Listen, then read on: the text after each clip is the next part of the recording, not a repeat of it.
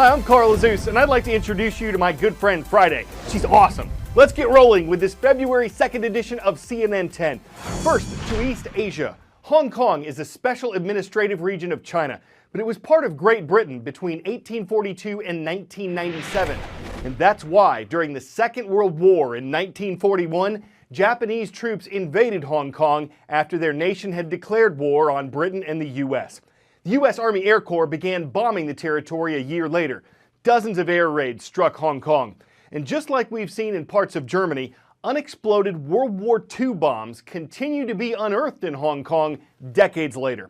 2 of them have been found in the past week, and at least one of the bombs was confirmed to be an American design.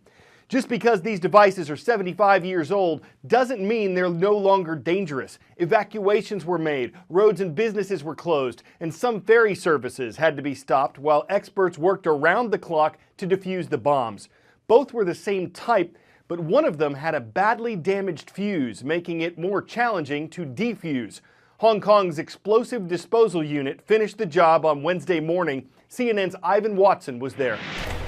It's not often that you see the bomb squad in downtown Hong Kong, but that's what we're seeing now for the second time in just 5 days, because construction workers digging here in this crowded financial hub have uncovered two unexploded bombs from World War II. Now, the bomb squad who've been at work here have identified them as 1,000-pound general-purpose aircraft bombs left over from World War II, from more than 70 years ago, when this was periodically hit by American warplanes after Japanese forces had captured and occupied this former British colony. So what we're seeing now is these men hard at work in the mud. It's been raining here, trying to get a sense of the potential risk that this unexploded device could have. Now, it's important to note that this is one of the most densely populated cities in the world. A number of businesses in the area have closed. There's been evacuation because there's a swimming pool over here as well.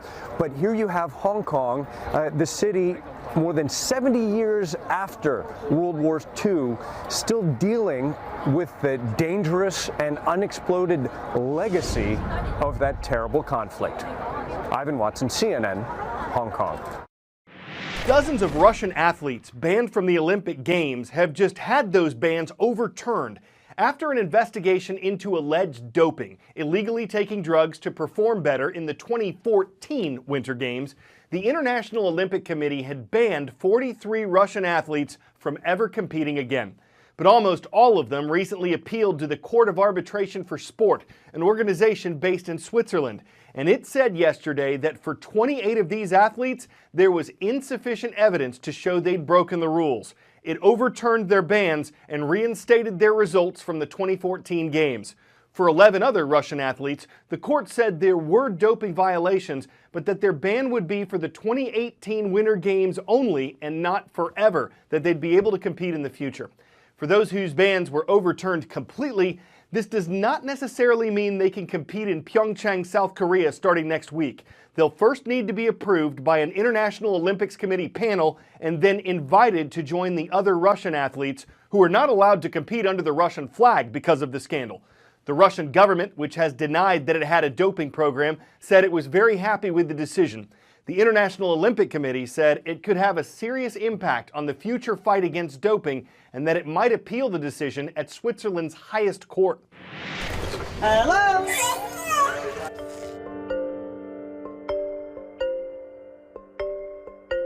Hello?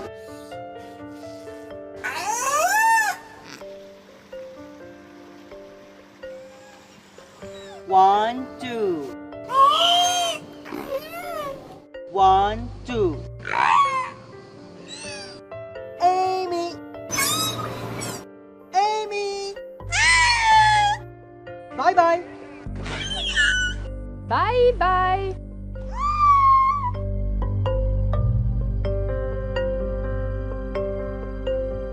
Is it a breakthrough? Is it something that I think we didn't know before? Yes, that is the case.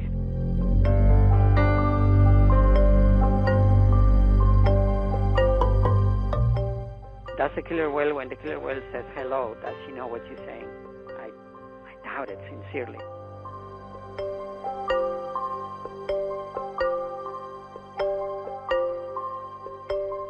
Whether they could then use these vocalizations, these sounds that they produce now, whether they could then use them to interact with humans or with other killer whales is an open question. It's a fascinating but an open question. 10-second trivia. What was the original name of the game later known as Super Bowl I? AFL NFL World Championship, NFL Playoff 1, Super Tecmo Bowl, or AFC NFC World Championship? Nintendo, don't get confused here. The 1967 game was called the AFL NFL World Championship.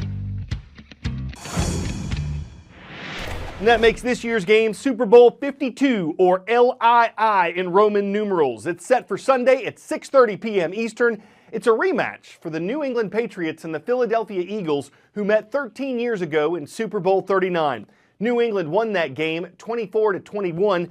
But officials are hoping this year's score is 0, at least as far as waste goes. 0 waste means all trash from the game would be recycled somehow and not burned or buried. More than 66,000 fans will be at US Bank Stadium. Over the course of the day, they'll produce about 40 tons of trash. The National Football League and the stadium are working with other partners with the goal of 0 waste. So, food vendors at the game are switching to compostable containers and cups. This can be more expensive for stadiums to use. It might affect prices, but these items decay naturally and could be used to fertilize soil rather than grow landfills.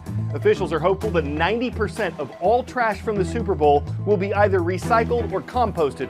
The other 10% would be incinerated, completely burned up, but in an energy plant that could turn that waste into electricity. Football fans would have to put garbage in the right containers, so extra staff will be needed to help with that. And after the Super Bowl, officials are hoping US Bank Stadium would remain a 0 waste building. Other stadiums have not kept that up after the game. 50,000 homes in the Minneapolis area currently compost. That's a fraction of all the homes there, but it's still a higher number than many other cities have. Downsides include attracting more pests and flies, and critics say it smells bad.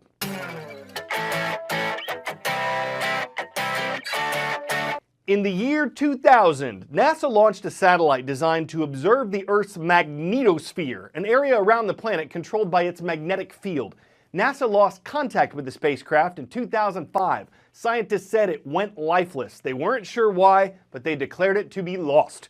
But earlier this year, an amateur radio astronomer who lives in Canada heard a signal that seemed to match that of the IMAGE spacecraft. Scott Tilley told NASA they started tracking it, and they eventually confirmed it was from IMAGE.